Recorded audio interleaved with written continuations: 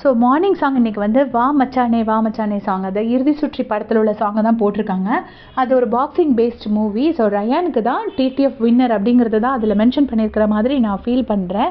Rayon வந்து கொஞ்சம் boxing பண்ணுவார், அவரோட பாக்ஸிங் வீடியோஸ்லாம் நான் பார்த்துருக்கேன். அதனால் ரயான் தான் டிடிஎஃப் வின்னருங்கிறத அனௌன்ஸ் பண்ணுறாங்க போல இருக்கு. அண்ட் இதில் இன்னொரு பெரிய க்ளூ என்னென்னா, அது வந்து நார்த் சென்னை பேஸ்டு ஸ்டோரி.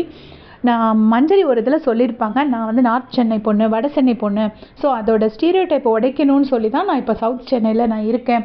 ஆனால் நான் இன்றைக்கி இந்த நிலமையில் இருக்கிறதுக்கு காரணம் வந்து அந்த வட சென்னை தான் அப்படின்னு சொல்லி ஒரு வீடியோவில் சொல்லியிருப்பாங்க. ஸோ அவங்க நார்த் மெட்ராஸ் பொண்ணுங்கிறது எல்லாருக்குமே தெரியும்.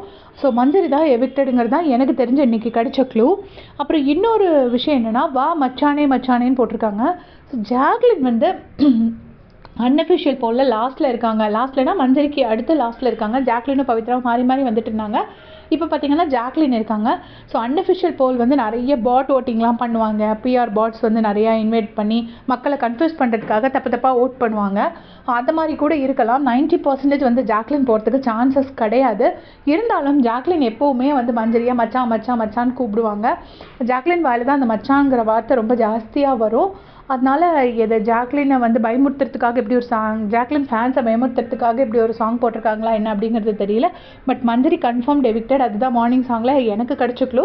உங்களுக்கு வேறு ஏதாவது க்ளூ தோணுச்சுன்னா நீங்கள் எனக்கு கமெண்ட்ஸில் சொல்லுங்கள். Thanks for